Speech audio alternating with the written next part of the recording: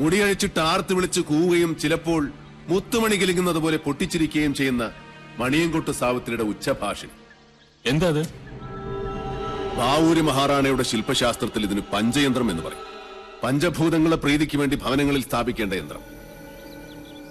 ആരുമറിയാതെ യന്ത്രത്തിന്റെ വായിൽ ഉളിയന്നൂർ തച്ചൻ ഒരു ജാലവിദ്യ ഒളിപ്പിച്ചു വെച്ചു.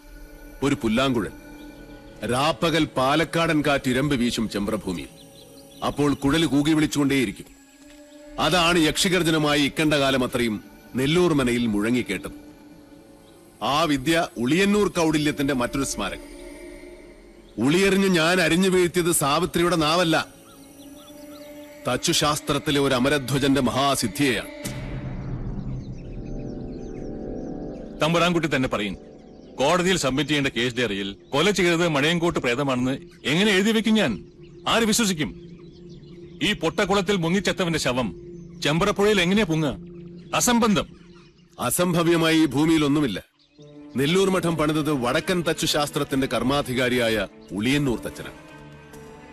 ഇതിൽ ആര് വീണാലും അവന്റെ ജഡം പുഴയിലേ പൊങ്ങൂ. ഒരു പോലീസുകാരനും അതിൽ സന്ദേഹം വേണ്ട. എന്നുവെച്ചാ അളവ് തെറ്റിപ്പണിയിച്ച അരക്കില്ലമാണ് നെല്ലൂർ മന.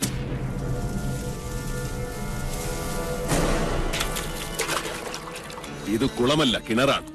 ഇതിനുള്ളിൽ അകവളവും ഉൾക്കുഴിവുമുള്ള ഒരു ജലനാളി തീർത്തു വെച്ചിട്ടുണ്ട്. കൈമിടിക്കുള്ള ആ മഹാതച്ചൻ.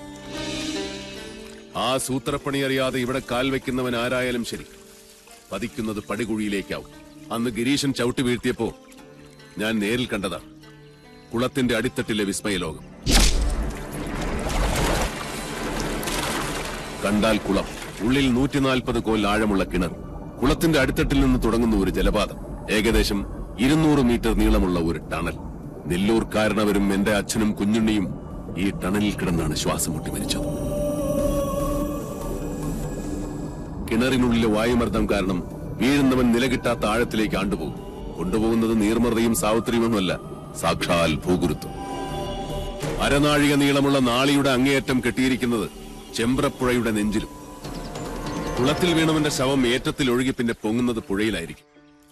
എന്താ, പരീക്ഷിച്ചു നോക്കിയാലേ വിശ്വാസം വരുന്നുണ്ടോ മീരാൻ? പണിതവനേക്കാൾ മിടുക്കനല്ലേ അടിച്ചു പണിത എന്റെ ചങ്ങാതി പ്രൊഫസർ പട്ടാഴി മാധവൻ നമ്പൂതിരി പറഞ്ഞതൊക്കെ എനിക്ക് വിശ്വാസം.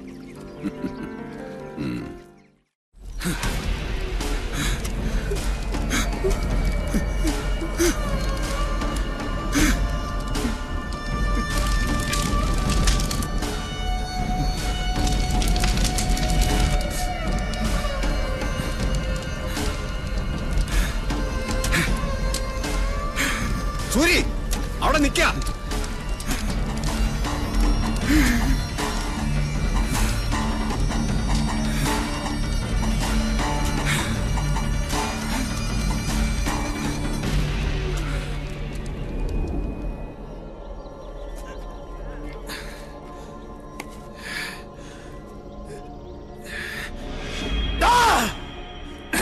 കാലപുരിക്കുമ്പോ ധൈര്യം ഉണ്ടാച്ചാ ഇറങ്ങി വാറാ തിരുമേനെ.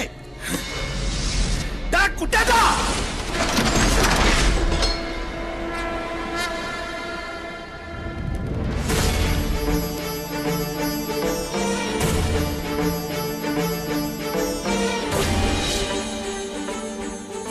ഇനി നിന്റെ തിലോദകം കഴിഞ്ഞിട്ടാ ഞാൻ കുളിക്കോ?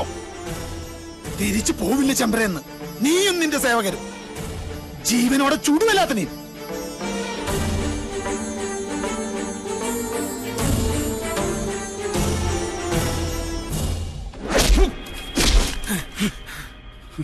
കുഞ്ഞുണ്ണിയേട്ടൻ എന്ന ശിക്ഷയുടെ കാലാവധി കഴിഞ്ഞിട്ടില്ല നിനക്ക്. ആ അടിക്ക് നിന്റെ ആസനം മാത്രമേ പോയിട്ടുള്ളൂ.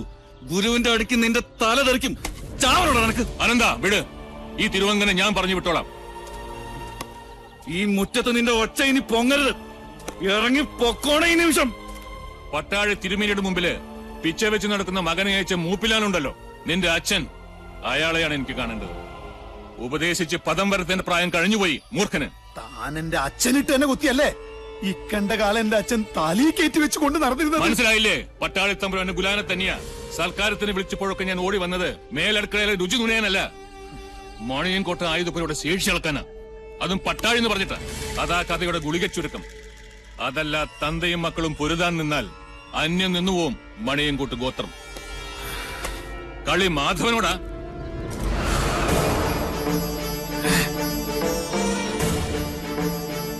108 മർമ്മങ്ങളും കെട്ടുപോയ വെറും ഉടലാണ് നീ. ഇനി ഒരിക്കലും നിന്റെ വാക്കും നോക്കും നേരെ നിൽക്കില്ല. അതുകൊണ്ട് ശിഷ്ടകാലം ഇതുപോലെ ചത്തു ജീവിക്കും. അതാണ് നിനക്കുള്ള ശിക്ഷ. പൊയ്ക്കോളൂ. പോടാ.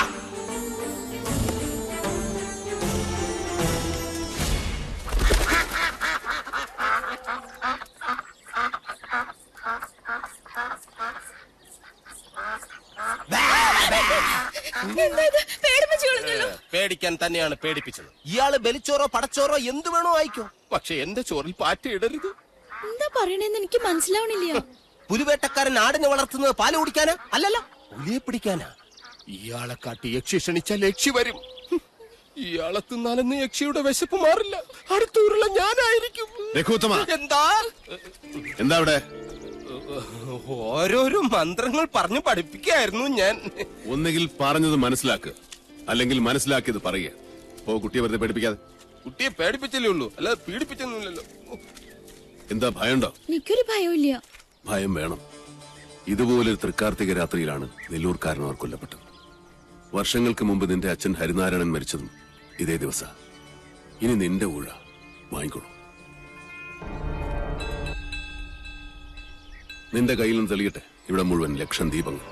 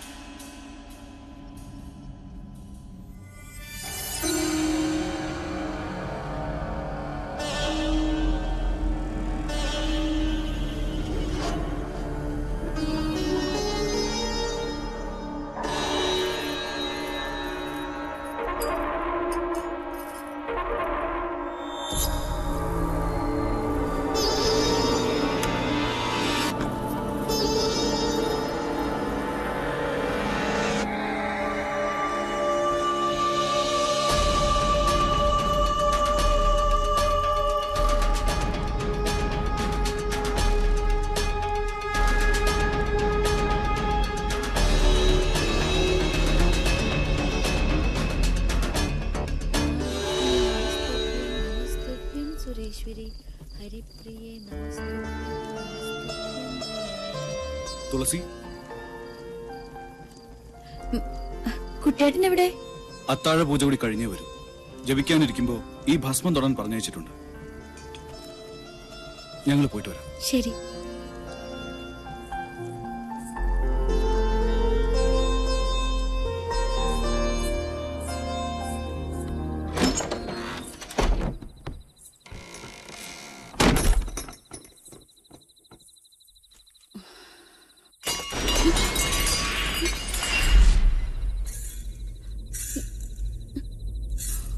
ആരാ? ആരാ?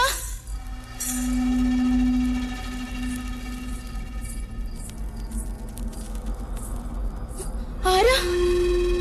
ആരാ വിളക്ക് കെടുത്തിയത്?